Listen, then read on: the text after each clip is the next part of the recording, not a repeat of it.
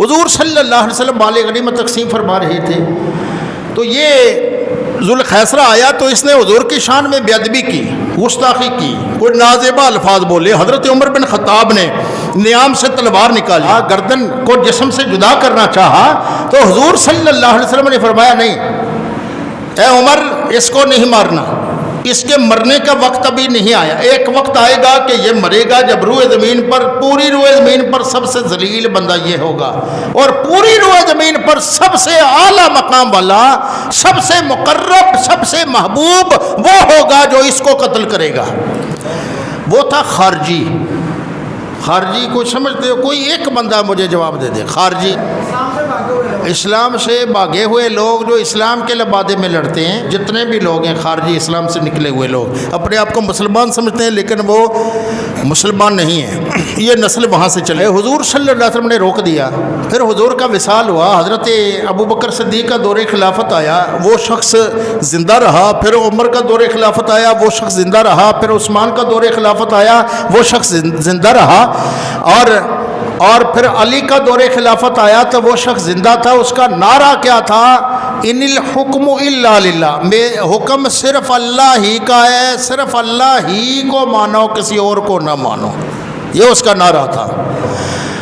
حضرت علی حیدر کرار نے ان کی طرف صحابہ کرام، بڑے پڑھے لکھے علماء صحابہ تھے، ان کی طرف بھیجا، کہا جا کر دلیلیں دی، علمی بحث ہوئی کہ تمہارے، انہوں نے یہ کہا جی ان الحکم الا للہ، حاکم صرف اللہ ہی ہے، ہم اللہ کے علاوہ نہیں مانتے۔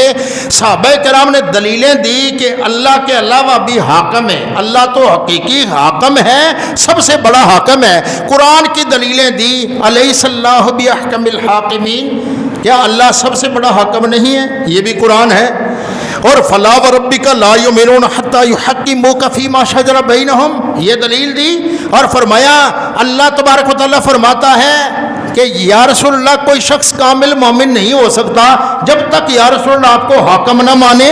تو تم کہتے ہو اللہ کے علاوہ حاکم کوئی نہیں ہے، یا اللہ فرما رہے نبی آپ بھی حاکم ہیں اور اللہ کے بہت سارے حاکم ہیں۔ یہاں جب علمی بحث ہوئی تو ان میں سے 4000 نے توبہ کر لی۔ بولو کتنوں نے؟ 4000 نے توبہ کر لی، 2000 پھر اس کے ساتھ ڈٹے رہے، پھر ان کے ساتھ مولا علی نے فرمایا ان کے ساتھ جنگ کرو، ان کے ساتھ جنگ ہوئی۔ وہ جتنے لوگ تھے 2000 وہ سارے مرے گئے، ان میں سے 7 لوگ بچے تھے جو بھاگ گئے تھے، مختلف ملکوں کے اندر چلے گئے تھے۔ وہ 7 لوگ اس نظریے پر ڈٹے رہے، اور جو ان کا لیڈر تھا نا، ان کا گرو تھا، وہ مارا گیا، وہ واصل جہنم ہو گیا، مارا گیا۔ اس کا نام تھا ذوالخیسرہ۔ اس کو حضرت علی نے فرمایا اس کو اٹھا کے لے آؤ، ساری لاشوں میں سے اس کی لاش تلاش کی، اس کو لا کر حضرت مولا علی کے سامنے رکھا تو حضرت مولا علی نے ان صحابہ کرام کو بلایا۔ جب وہ مال غنیمت کے وقت وہ سارے صحابہ وہاں پر موجود تھے، وہ جو یہاں پر بھی موجود تھے ان کو بلایا، اور بلا کر ان سے پوچھا بتاؤ نبی پاک نے اس کے بارے میں کیا فرمایا تھا؟ تو صحابہ کرام نے فرمایا کہ اس وقت حضور نے فرمایا تھا یہ بدترین ہوگا اور اعلیٰ ترین وہ ہوگا جو اس کو مارے گا۔ آپ نے فرمایا بدترین یہ ہے، اور حضور کی حدیث کے مطابق بہترین علی ہے، ثابت کیا۔ یہ وہاں پر خارجی مارے گئے تھے، یعنی 1900 اور کچھ 2000 ہی سمجھیں، کچھ کم، یہ مارے گئے۔ ان کے خاندان، وہ خارجیوں کا ایک گروپ تھا پورا جو اس وقت دب گیا، لیکن آہستہ آہستہ پھر اٹھنے لگا۔ تو پوری دنیا پر انہی کی اولاد سے خارجی ہیں، پوری دنیا پر، پاکستان میں بھی، پوری دنیا پر بھی، وہ ذوالخیسرہ کی اولاد۔ 3 خارجی بڑے بڑے نامور جو انتہائی خبیث تھے، انہوں نے ایک میٹنگ کی مکہ مکرمہ کے اندر۔ ان میں ایک کا نام عمر تمیمی ہے، ایک کا نام ہے برق بن عبداللہ، ایک کا نام ہے عبد الرحمن ابن ملجم۔ یہ خارجیوں کے بڑے بڑے تھے سردار۔ انہوں نے ایک میٹنگ کی، اس میٹنگ میں انہوں نے طے کیا کہ ہم ایک ہی دن، ایک ہی وقت میں، ایک ہی نماز میں 3 بندوں پر حملہ کریں گے اور ان کو ہم قتل کر دیں گے۔ عمر تمیمی نے کہا کہ میں مصر کے گورنر عمر بن عاص کو قتل کروں گا، کہاں؟ مصر جا کر، اور 17 رمضان کی تاریخ مقرر ہوئی، 17 رمضان کو۔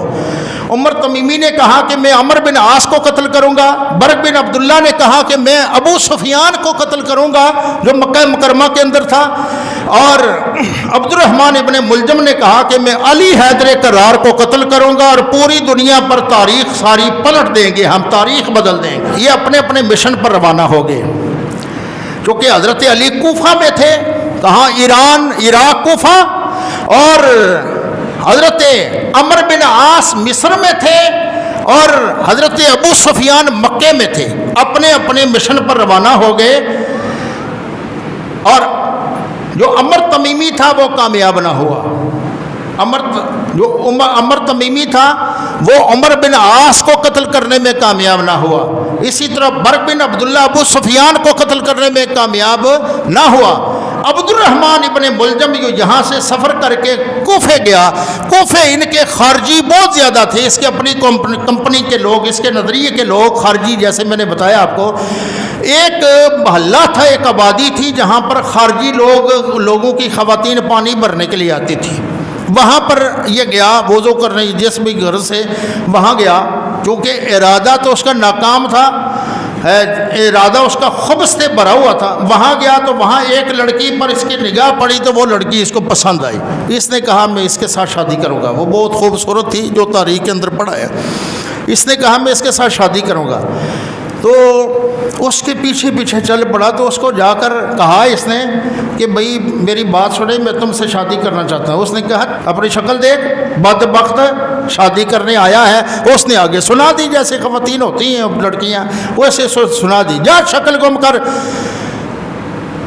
مجھے نہیں پتا میرے ساتھ شادی کون کرے گا، لیکن وہ کوئی ہوگا جو میرے ساتھ شادی کرے گا، میرا مہر بڑا پارا ہے۔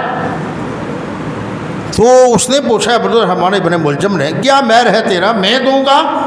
اس نے کہا مہر میں 3 باتیں، اگر تو مانتے ہو تو میں تیرے ساتھ نکاح کرنے کے لیے تیار ہوں۔ کہا نمبر 1 بات، جو مجھ سے شادی کرے گا وہ 3000 درہم مجھے دے گا۔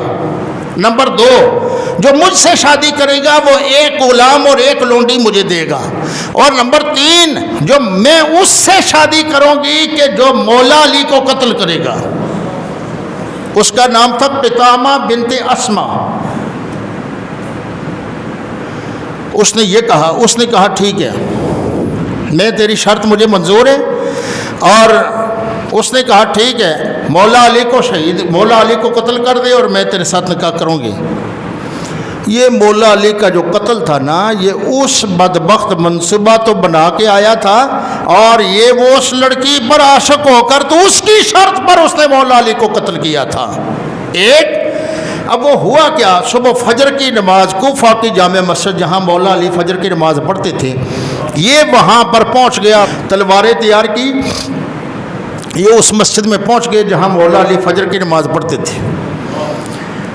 جب یہ وہاں پہنچے، دروازے کے پیچھے آ کر یہ چھپ گئے۔ حضرت مولا علی ایک دروازے سے ہی عموماً اندر داخل ہوتے تھے، تو حضرت مولا علی کو یہ خاص بات ہے، مولا علی کو پہلے علم تھا کہ مجھے قتل کیا جائے گا۔ مولا علی کو حضور صلی اللہ علیہ وسلم نے فرمایا تھا، حضور نے فرمایا تھا اے علی 2 بندے دنیا پر بدبخت ہیں، ان سے بدبخت اور کوئی نہیں ہے۔ حضرت مولا علی نے پوچھا کون؟ تو حضور نے فرمایا ایک وہ شخص کہ جس نے حضرت صالح علیہ السلام کی اونٹنی کی ٹانگیں کاٹی تھی، اور ایک وہ شخص جو مولا علی تجھے قتل کرے گا۔ اور حضرت مولا علی کو سامنے وہ آیا تھا، حضور صلی اللہ علیہ وسلم کے سامنے بھی وہ ابن ملجم مکہ میں رہتا تھا، حضرت علی کو وہ جانتا تھا، حضرت علی کے پاس آتا تھا، وہ کوفہ میں جاتا آتا رہتا تھا، حضرت علی کو پتہ تھا یہ بندہ میرے اوپر حملہ کرے گا، یہ مجھے قتل کرے گا۔ تو بہت سارے ساتھی کہتے تھے جب آپ کو پتہ ہے تو اس کو قابو کرو۔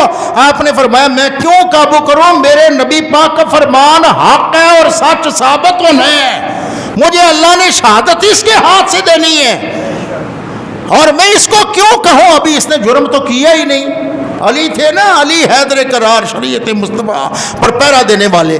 یہ ہوا، اور وہ حضرت مولا علی دروازے سے اندر داخل ہوئے، جیسے گھر سے نکلے حضرت امام حسن رضی اللہ تعالیٰ عنہ کے ساتھ جب گھر سے نکلے تو راستے میں بطخیں تھی، تو وہ بطخیں بول رہی تھی، تو آپ جب بطخوں کی آواز سنی تو آپ نے فرمایا اے علی کمر کس لے، یہ بطخیں بھی کہہ رہی ہیں کہ آج تیری شہادت ہے۔